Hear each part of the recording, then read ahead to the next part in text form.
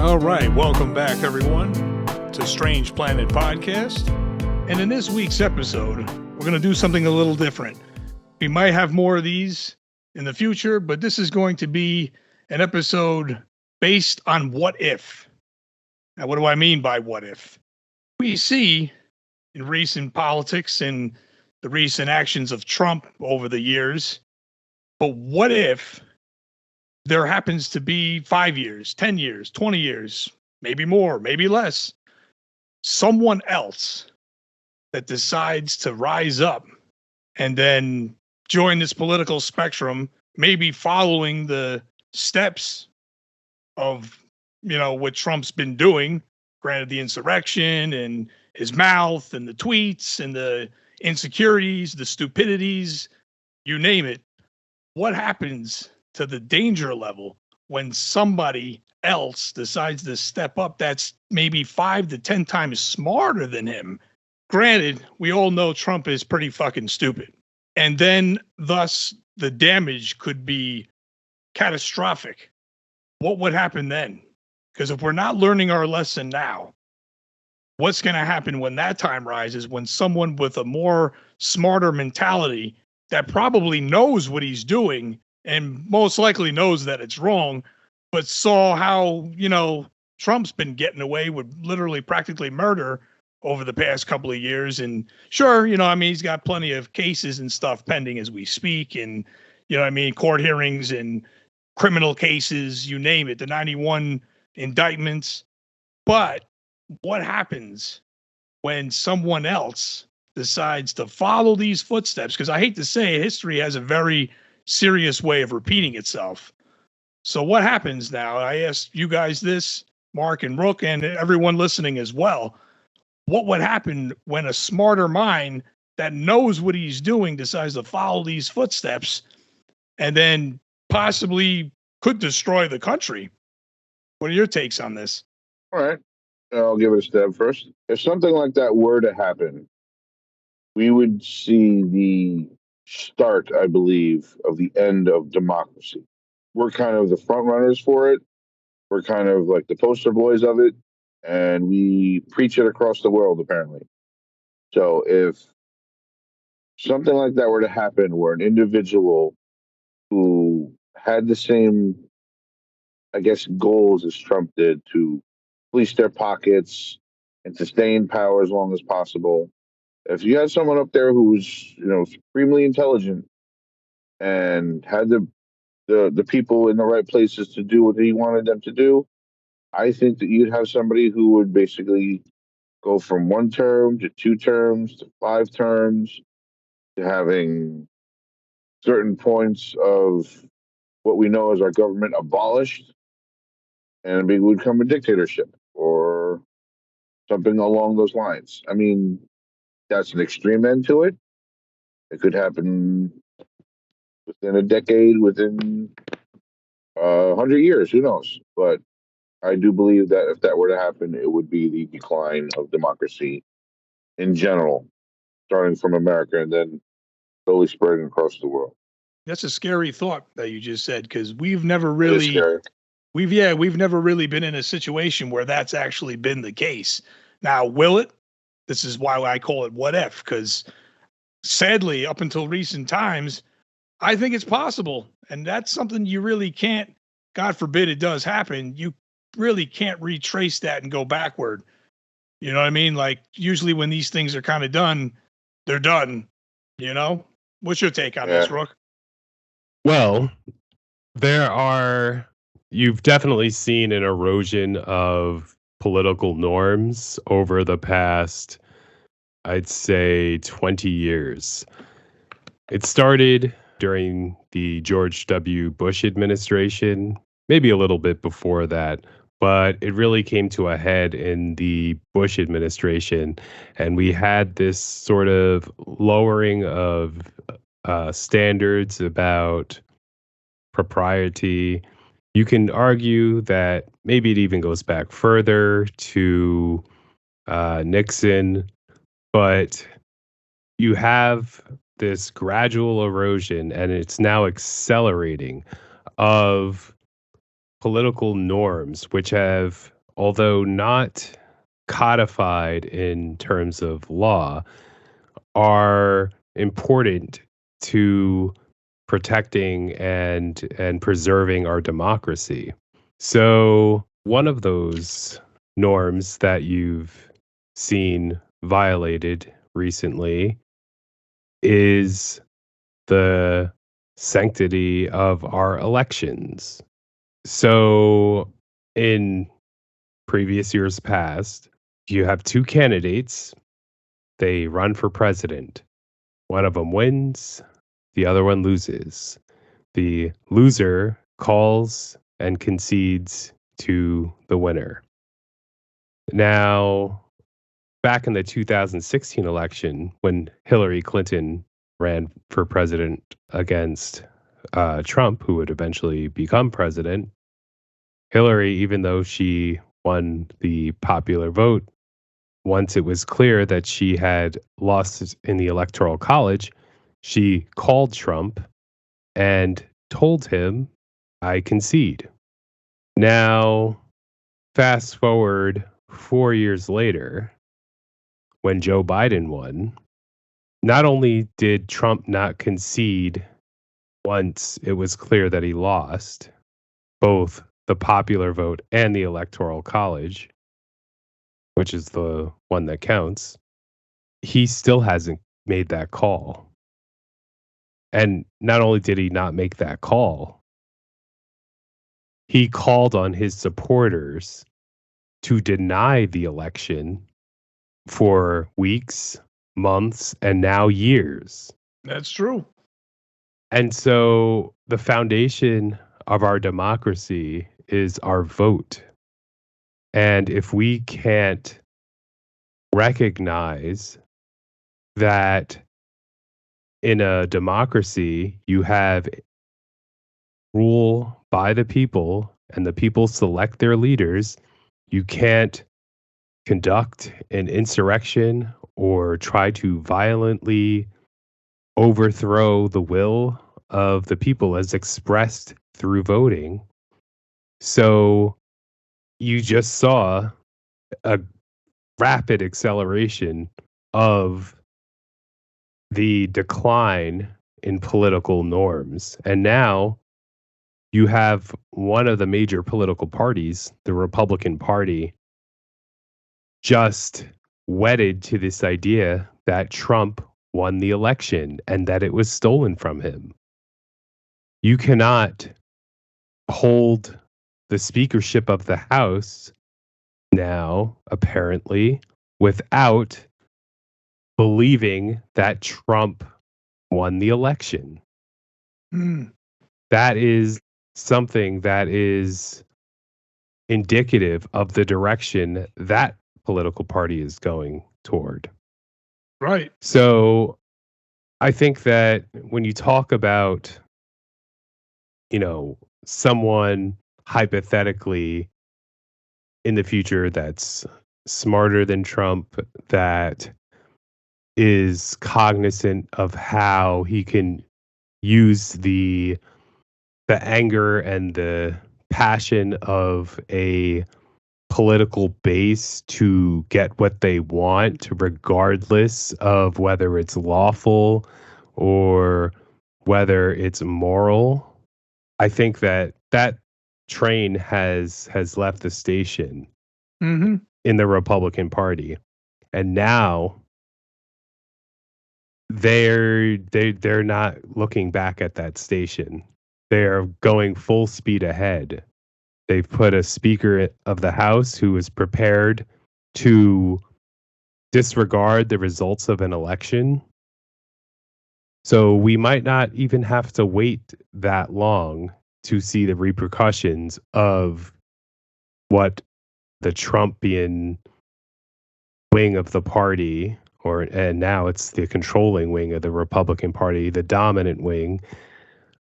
We don't have to wait that long to see its effects. We see it in the speakership right now, and we are going to see it come the next election.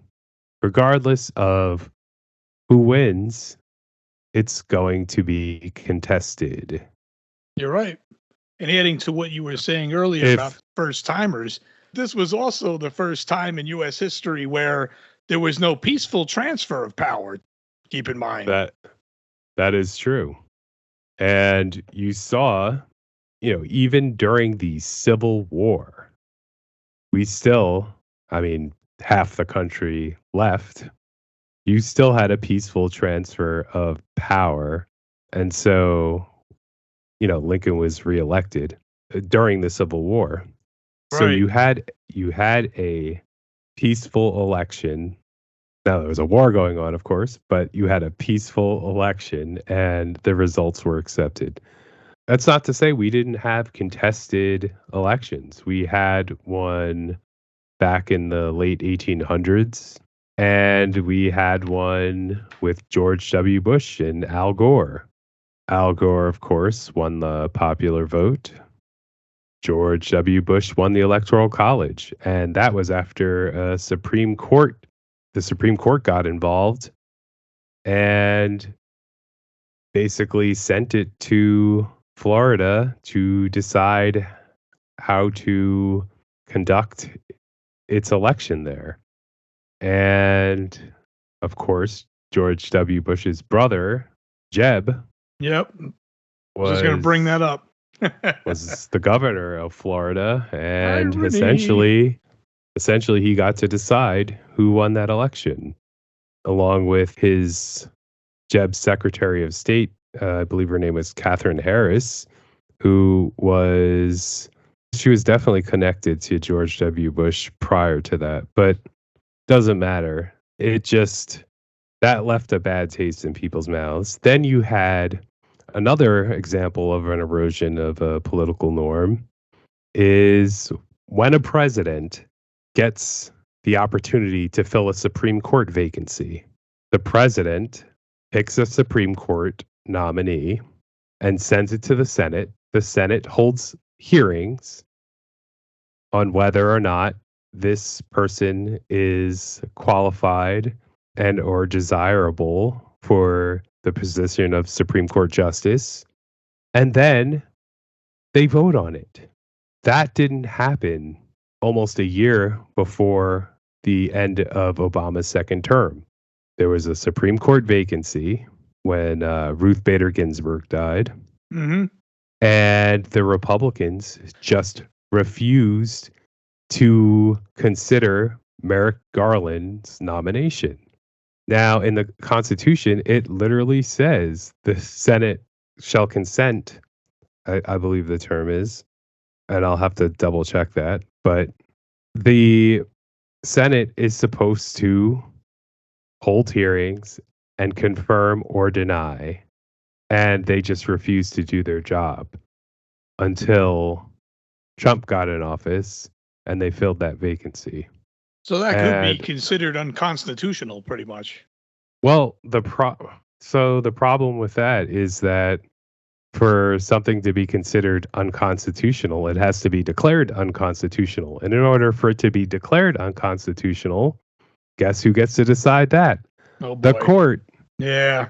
The court that Trump just put an extra justice on. And so there's nothing really we could do about it. Now, this is what I'm talking about norms. It's not, it is in the law that the Senate has to do this, but it was understood that if you want our country to function normally, to be a healthy democracy, there are things that you should and shouldn't do.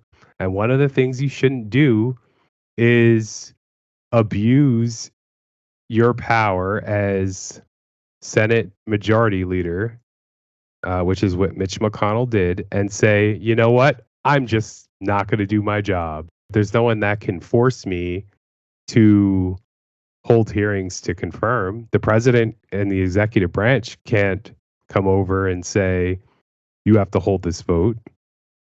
There's no authority of the executive branch to interfere with the legislative branch there.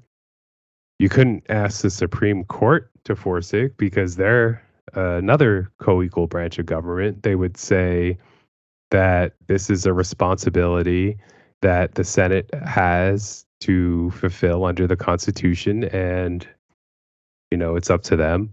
So there's no enforcement mechanism for that. And there are a few provisions of the Constitution that just have no enforcement mechanism built into them.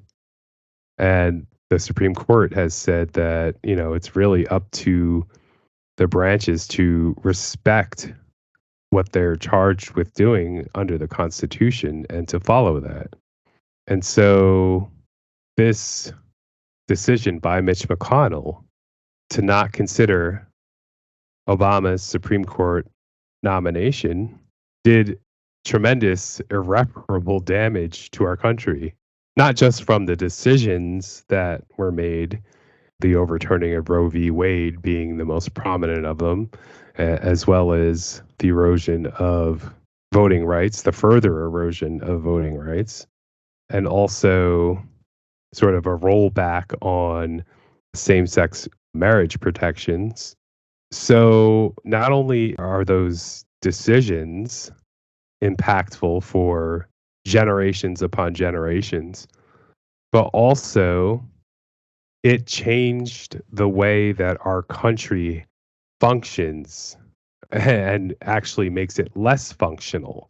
Mm-hmm. Because now when a Supreme Court nomination or a Supreme Court vacancy comes up, there is no real incentive for a Senate that is controlled by one party to consider the nomination of a justice from a president of another party.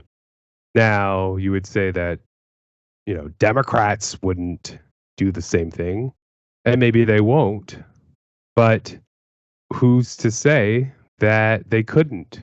Right. They just opened that door permanently. Basically. Because there's no remedy for that. There's no way to fix that. It already happened. The replacement for Ruth Bader Ginsburg, who I can't even remember her fucking name right now, but she is sitting on that court right now.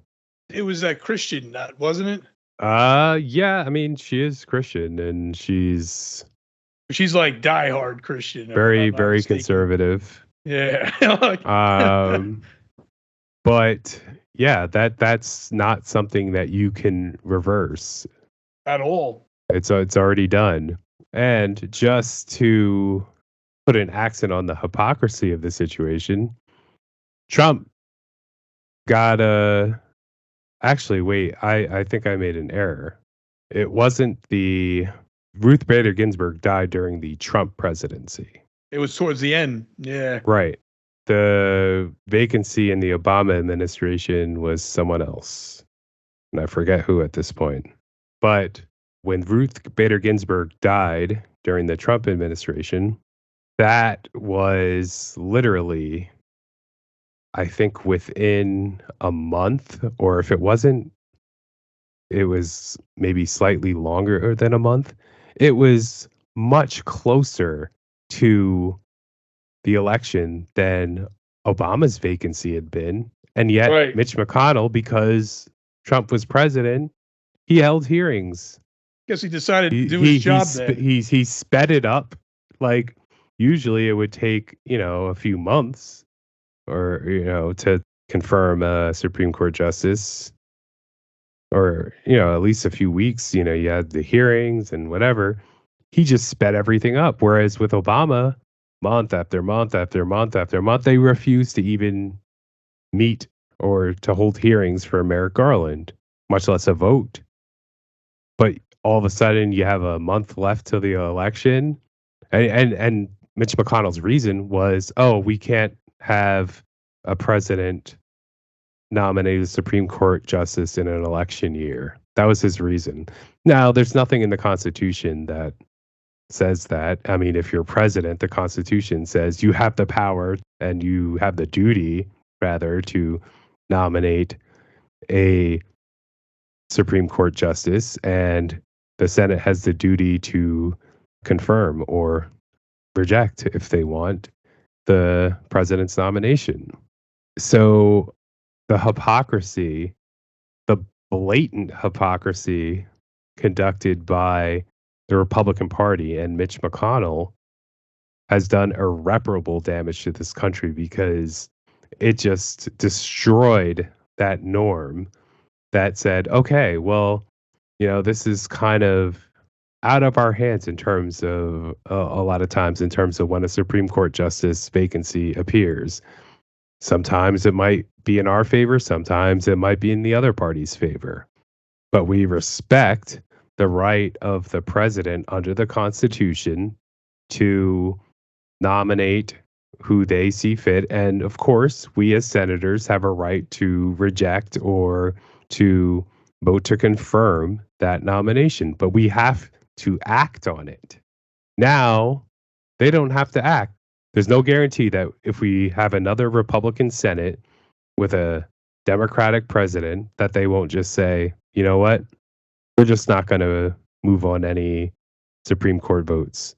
And you see that with respect to military nominations with Tommy Tuberville just holding up military nominations. These aren't even necessarily political people. These are generals and military officers who are not civilians. They are military officers that need to be promoted.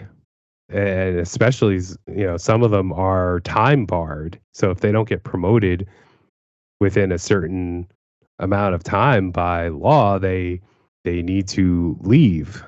And so we're at risk of losing talent, of our generals. And one of them, had a heart attack because Jesus. He had a heart attack, and just a couple of weeks before that, he said that, this was unsustainable because he had to do the job, not only his own job, which, was pretty loaded, but also he had to take on a job of his subordinate because there was a vacancy. Wow. And that vacancy wasn't being voted on by the Senate because it was held up by one senator. Like, these are the type of things that erode democracy over time. And so they have set the table for someone. It could be Trump if he's voted in again, but even beyond Trump, it has eroded our democracy to the point where it could easily be turned into a dictatorship or something along those lines. That's where I'm afraid we're headed. Yeah. Well, I mean, the way I see it right now is it seems like Republicans have their own constitution, and it's maybe keeping a couple of key things that are out. So they feel that they can just kind of almost do whatever they want when they want. And that's okay, I guess. And the thing that I still can't understand is how Republicans get voted in, because, I mean, just look at the last disaster we had. He promised health care, didn't happen. He promised the wall to keep the boogeyman out, that didn't happen. He promised an infrastructure bill, that didn't happen. Biden did that. All these promises and no deliverances. There's more, too. The list goes on. It's funny. Last week, we talked about the candidates running for Republican primary, right? Right. Was it Ramaswamy that asked for two walls? He wanted a wall to the south and a wall to the north? Yeah. Like, what the fuck is happening? We're just going to box ourselves in? Right. Like, we're just building walls everywhere. Let's build a sky wall, too. Yeah, put a dome around us. Yeah. Yep, put a dome. Build the dome. Yeah. Like that's going to be, their 2028 slogan. Build the dome. Yeah. Lock us in. Lock us in. Yeah. I mean, they want to live in a literal bubble. Right? It's not going to do anything. Let's be realistic with this fucking wall idea. There's got to be better methods than that. Because even so, they've already said that's not even how they're coming in for the most part. Some of them just come here on a plane to visit family and just don't go back. You know what I mean? So what's a wall going to do to stop that? Ramaswamy knows better. Like, have you looked at a map? Like, yeah. do you see? So Do you see how hard it was? We didn't even finish our southern border wall. Do you see how much larger our border with Canada is? Right? Like, I just don't get how he can say it with a straight face. Actually, I do get it because their base is stupid and they Yeah. will eat that shit up. Exactly. And they feel safe by this somehow. Yep, they Look, want you're that forget- tough you're- talk. You're forgetting the most important thing. He said that not only was he going to build the wall from U.S. and Canada, he says that Central America was going to pay for it. Right. Oh, another that's thing. right. Yep. Yeah. Right. And then I think it was what do you call it? That it was a jackass from Florida. Oh, I can't think of his name. DeSantis. Yeah, he said that he was not only going to finish the wall that he started, but Mexico will pay for it through Right. taxation on supplies and stuff. No, So I'm well, just- I think it was the remittances like that Mexican people send back to their families. He was going to tax them. Right. So when they're coming over here and working for a minimum wage or lower, you're going to tax those people Right. Unbelievable. to build your wall. Okay. And one thing I also do want to add is that every time, luckily it only has been a handful of times, but almost every time he says it, I cringe a little. And I'm not going to lie, I do want to slap the guy in the face. But anytime I hear Ramaswamy say he wants to defend the Trump legacy, there is no legacy to defend. He did nothing. there is a legacy, but it's a sad one and a pathetic one. He left our country on the brink of losing our democracy. Basically. Yeah. If Trump had his way, he would still be in office and he would have overturned an election based on bullshit and lies and his Entirely. own delusions. Yeah. And it's just mind-boggling because, like, for the people, including the people that voted for him, middle class, lower class, you got nothing out of that entire 4 years, despite what he says on Truth Social or despite what diarrhea comes out of his mouth during his Klan rallies. You got nothing. And if you got something, it was like angel hair thin amount of what it was supposed to be. You know what I mean? So like the bullshit is on the overall highest amount possible and it's exceeding. That needle is going way in the red and they're just buying it up. And guess what? In the end, the American people is who's going to be suffering because that's what's happening. That's really the bottom line. You fall for a false prophet and then you wonder why there's nothing to show for it. You know what I mean? It's funny you mentioned Truth Social because apparently it came out that Truth Social has lost like $72 million. Good. It'll fail like the rest of his businesses have. Yeah, I think it's only a matter of time before that does probably dissipate. But for now, it's his megaphone. And that's another thing I got to add to this conversation. Like, what president have you ever seen in the entire birth of this country, more or less? Of course, technologically, it would be in this more recent years. Who the hell uses social media as like a recruitment and like a rally point to try to, brainwash your following to believe whatever the hell you say? Even Bush didn't do that. Like, nobody did that. You know what I mean? Well, that's because social media really wasn't around back that's then. what I mean, like in recent years. But technically, towards the back end of Bush's, it was just starting. You had Facebook coming out. There was that MySpace bullshit. You know what I mean? So they were kind of there, but they were all very but it couple of wasn't. years in. It was definitely not at the capacity that we have It is now. and with the ads and the sort of influence that it has on our society at this point. Right. Because you figure in its early stages, it was really college kids and high school kids just to shoot the shit and bullshit. It wasn't like it is now. Yeah, it was literally an app where you could message your friends. That's pretty much it, and post things on your wall that other people might be interested in. Right. Now it's something completely different, and it's mostly shit to trigger your emotions and keep you buying shit. Right. And keep you on it too. God forbid you slip to another one. But that's where I say on that too, though, because like I've never seen that before, and I got a feeling we might be sadly seeing more of it, because like that is not representing the entire country.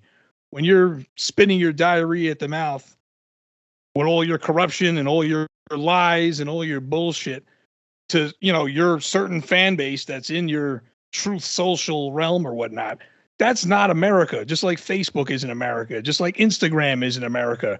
You know what I mean? So it's just like it brings this cultish vibe into the whole equation. And then to make matters even worse, he ain't even delivering for those people. You know what I mean? So it's just in the end a big clusterfuck of bullshit and chaos with no leverage whatsoever. Because look at the facts, you look at the last term, you look at what he's done in the past. Nothing, literally nothing, pretty much. You know what I mean? So it's just mind blowing because I might regret saying this next sentence, but I could this country be that dumb? I don't know. Like, No, I think he did something. He did tax cuts that overwhelmingly favor the wealthy. He built a portion of a border wall, but also imprisoned Mexicans and other Latino migrants, and he put them in cages and their children. He separated families. He weakened us abroad. He weakened us strategically abroad, not only diplomatically, but strategically in terms of pulling us out of the nuclear deal, in terms of getting us out of the climate change agreement that pretty much every country in the world is a signatory to. I'm not sure. I forget which countries exactly are not in it, but it's very, very few. Right. I think even countries, I forget whether North Korea was part of it, but they might have been. North Korea and Iran might have been part of it. Let me double check that. Go for it. And another thing I could add to your list there, I mean, even though this was roughly still kind of the case prior, I still think he made it worse. He kept the division alive. He really did. If not, he poured kerosene over that fire and made it 10 times worse than it already was, if anything. Yeah. I was going to say, there are 3 countries that did not ratify the agreement, the Paris Agreement for climate change. Iran was one of them, meaning North Korea actually did. Yeah. North fucking Korea. Okay? That's true. The other countries are Libya and Yemen. And those countries have a vested interest because they're, oil producing countries. So, Right. But thankfully, we rejoined the agreement. The Iran nuclear deal, though, that is still being renegotiated thanks to the reckless abandonment of it by President Trump. Right. And that's what I'm saying. Like, I hate to say it, but that's what brings this whole thing full circle, where the what if comes back into play. And it's like, if he is literally this bad in this country, or I'm not going to say the whole country, but I'll say a good 40% at least, I guess, is dumb enough to still be on board with this, you are now basically becoming a part of the problem. And then on top of that, it's kind of like what happens when Trump is died off and gone, and then you have the next guy that rolls up that may sound and talk just like him with all of his stupid ways, but he's smarter now, so he can weasel his way out of things. Maybe he could do more manipulation. Maybe, what I mean? The possibilities seem like they could be endless because there's no control in what is.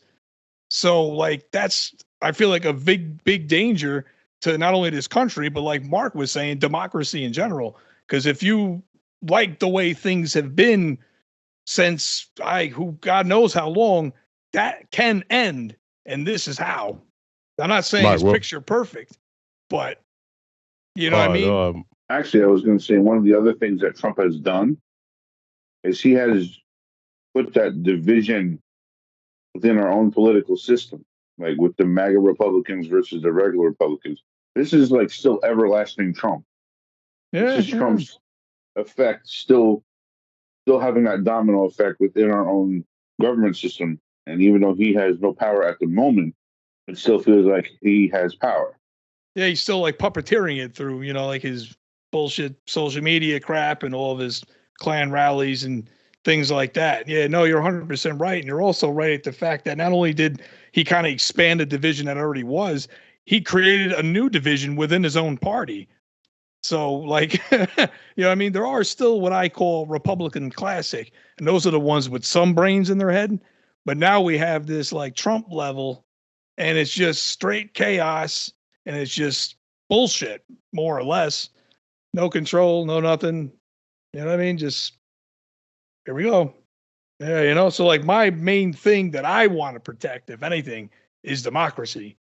Because that is how we got to where we are. And while it may not be perfect, it's definitely better than dictatorship or anything far insane like that. Because like I said earlier at the beginning of this episode, once these serious shifts actually do happen, it rarely ever reverts back. So like I'm hoping, we did bring up Roe v. Wade earlier, and I do hope at some point maybe that can revert back, but I'm afraid that could be like this in a sense where maybe it won't.